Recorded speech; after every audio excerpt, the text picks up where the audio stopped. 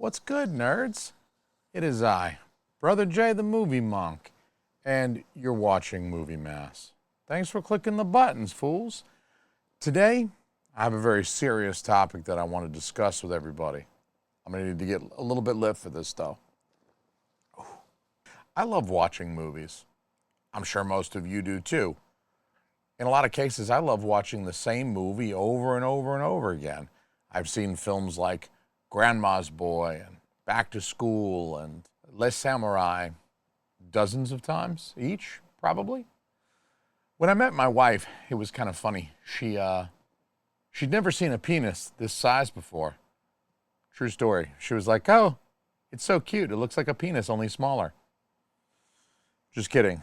I mean, she really did say that, but she also said that she doesn't understand the point in watching a movie more than once. She doesn't get the purpose of rewatching films over and over and over again in some cases. It wasn't until she and I started dating and subsequently married that she began to see the value in rewatching some of her favorite films over and over again. Films like Wolf of Wall Street, for instance, she enjoys watching over and over again. And I don't mind that one either. Great by Scorsese. At any rate, I think those of us who really love films love watching films. And if you love watching films, chances are good you're probably going to revisit them. I think most films that I've seen, I've rewatched once or twice along the way. It's nice to revisit a film some years later and see if it hits you any differently at a different phase in your life. It's kind of a fun experience. However, as much as we have films that we love and that we're happy to watch and rewatch, there is a small subset of films that we will see in our lives that we will never, ever want to rewatch. One and done. 001, you only watch once. Man, I ain't ever going to watch this shit again, is what I'm trying to say. I've got a list of a few movies here that I've seen, that I've prepared for you to discuss why these films are not films for rewatching at all. And I'm not talking about bad movies. I mean, there are, of course, bad films like The 11th Commandment or Terror at 10 Killer. And it's no coincidence that both of the first two films that popped into my mind are Vinegar Syndrome films. They've made a bit of a cottage industry of releasing schlock, stuff that would never have seen a release if not for Vinegar Syndrome. And some of these films like Blood Tracks and Iced are really quite enjoyable, even though they're bad films. But movies like Terror at 10 Killer, The 11th Commandment, you could probably think of a dozen more, are low entertainment value. They're bad in the sense that you don't get a lot from watching them. Bad movies are out there like Blood Tracks that are actually fun to watch. It's a bad movie, but you still enjoy. There's an entertainment value in watching Blood Tracks. And I'll assuredly watch Blood Tracks probably just about every winter from now on. What I'm talking about with these 5 films I'm about to discuss is films that aren't just low entertainment value. Obviously, entertainment value is subjective. There are a lot of people out there that probably enjoyed The 11th Commandment. Weirdos, but they're out there. The list that I'm going to give you today is a list of films that fuck you up a little bit. These are films that are hard to watch, and I think you'll know what I mean as I go through them. The first one I'm going to tell you about is a Criterion Collection release called Saló. Anybody who watches this movie a second time definitely needs to be added to the sex offender registry. You're not getting anywhere near my children if you've watched Saló more than once. You watch that one time, it's in the Criterion Collection, it's an important Italian film, you watch it to check it off the list, you check the box, you move on, and you never, ever, ever come back to Saló, because they get into some sick, depraved sexual shit, and not in a good way. Normally, I'm all for that kind of depraved shit when it's consenting adults, okay? It's got to be consenting adults. You start talking about kids and non-consent and shit, now you've got Saló.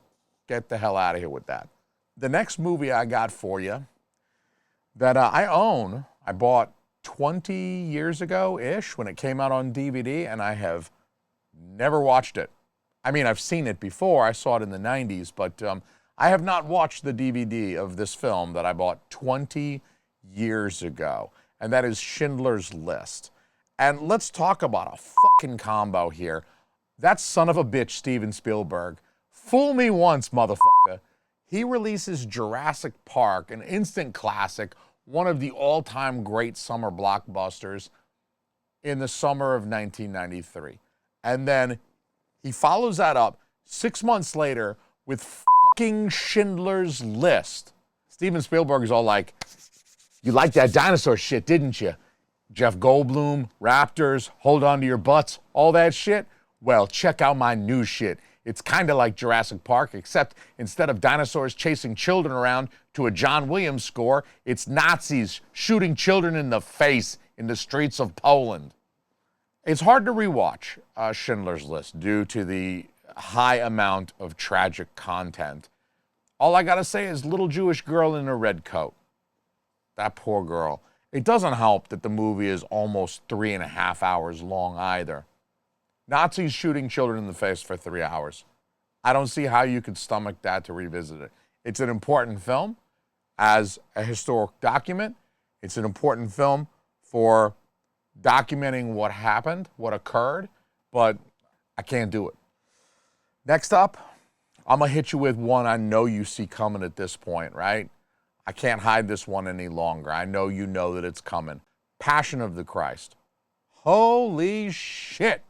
They f***ed Jesus up in that movie. Oof. Romans were absolutely not playing around with that shit. They were all about that torture shit. They perfected that shit. I was dating a Catholic broad at the time that Passion of the Christ came out, so I took her to see it because, you know, she wants to see it. She's like, I'm Catholic. The Pope says I should go see the Mel Gibson movie. Maybe we should go see the Mel Gibson movie tonight. Let me tell you something. This movie, Passion of the Christ, is a boner killer. So now I've got a rule. I've developed a rule based on Passion of the Christ. Thank you, Mel Gibson. No Christ on date night. That's it. No Christ on date night. If it's date night, we're going to watch some other movie. We're going to get them titties out, and there is no mention of crucifixion. There's no Roman torture. None of that shit. Save the Passion of the Christ for Easter. I think I saw Passion of the Christ once in the theaters. I'm good, y'all. I'm good. That shit's burned in up here. No need to revisit that every Easter, okay? I'll watch the 10 Commandments with Charlton Heston, and I'm good, okay? Nobody's getting flayed alive. Anyway, next up, this one might be the one to take the cake. Antichrist. If you ever thought you wanted to watch Lars von Trier's Antichrist, I got 2 words for you. Genital mutilation. Have you ever watched a lady use a pair of rusty shears to cut off her own clitoris in 4K? Fucking don't. Just don't. You might be tempted to watch Antichrist for the Halloween season, but please, listen to me. Spare yourself, okay? This bitch 100% carves her own pumpkin, and you get to see her do it up close and way too personal. You don't want this, I'm telling you. Turn around and walk away, Dewey Cox. You don't want any of this. I don't think I have ever averted my eyes from a movie as much as I did with Antichrist. I have never had to look away from a movie like I have with Antichrist. I think I looked away from more of Antichrist than I actually watched. My wife and I were looking for a horror movie for spooky season. This was many years ago, maybe a decade ago. And we were like, I wonder if Antichrist is as spooky as The Conjuring. Ooh, let's put it on and find out. Lars von Trier slides into our bedroom in his underwear, and instead of saying, hold my beer, he's all like, here, hold this lady's clitoris. It's very hard to watch. I'm going to tell you, there's some tragic content. There's also the aforementioned clitoral gore, but really there's some tragic content. This movie starts with the couple's young son falling to his death in the opening scene. That's hard. That shit is hard. I mean, I wasn't even a parent back when I first saw this film, and it's still tough. You lose me when you tell me that you're building a movie around the death of a toddler. This one's very hard to watch, I'm sorry to say. Now, for my last movie that I am never going to ever fucking watch again. Never, not never. You couldn't pay me to watch any of these movies again. For my fifth one that I recommend you also never watch again, Grave of the Fireflies. This one, of course, like the others, has tragic content.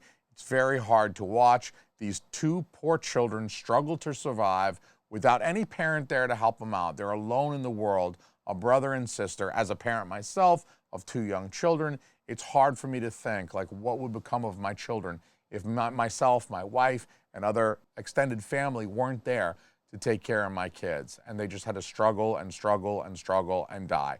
And it's just really tough to consider. These poor children struggle to survive for an hour and a half, but they die slow, tragic deaths nonetheless. At least Grave of the Fireflies is only an hour and a half long. I mean, you could watch these little fuckers die miserably twice in the time it takes you to watch Schindler's List once and still have enough time left over to not achieve an erection, because you're not achieving an erection after any of these movies. I promise you, if you're able to get a boner after any of these movies, within 24 hours of watching any of these movies, if you're able to get a boner, you're definitely going on a sex offender registry. I'm calling the cops. I'm reporting you to the FBI. Let's keep in mind also, just for context, that Grave of the Fireflies was directed by the dude who later went on to direct the movie Pom Poko about squirrels with giant nutsacks. That's real. It's an actual thing. Please look up Tanuki. This is a turn to rival even Spielberg's 1993 1-2 punch. First, this motherfucker makes a movie about children dying hopelessly in World War II. Then he turns around, leans into Hayao Miyazaki and whispers, "Yo, dog, now let's make a movie about chipmunks with scrotums like Wilt Chamberlain." I'm telling you, they got big old huge scrotums and they beat their nuts like drums. And he made that movie. Follows up Grave of the Fireflies with the squirrels beating their own nutsacks like drums movie. I can't make this shit up. You think I'm that creative? I'm not. Anyway, let me know what you think about these 5 films that I have mentioned. Am I wrong? I don't think I am. I think these are very difficult movies to watch once, and I'm not a sadist. I'm not going back to watch these movies again. Maybe there are people out there that like that kind of thing. I mean, sad music exists for a reason, but there's a reason I don't like sad music. I don't like sad movies. I don't like sad music. I don't like to get bummed out in my spare time. I don't have a ton of spare time. I'd really rather just yell at 115 people on YouTube. I'm also really curious to hear what movies you consider to be like ultimate boner killers, one and done, 001 you only watch once. I want to know, like, what's your experience? So please let me know in the comments, like, what films, maybe you've seen some shit that I haven't seen, and I'm probably not going to go see it if you tell me it's on the level of these 5 films I just talked about. I probably ain't going to watch it, but I'm also morbidly curious. I'll at least go read the Wikipedia. I promise you that much. I'll at least go read the Wikipedia. I also promise you, these are real motherfuckers. If your name is not on that list, your karmic punishment is going to be watching Schindler's List 1,000,000 times before they let you out of purgatory. Anyway, this one is for my patrons right here. I love y'all. Everybody click this video. Go watch a happy movie. Go watch a movie where there's a lot of young ladies skinny dipping in a pond and a mask-wearing psycho kills them all with an axe. That's a much better choice than watching Passion of the Christ and Grave of the Fireflies. Anyway, this one is for you guys. I'll see you in the next one. Catch you on the flippy dippy. We out.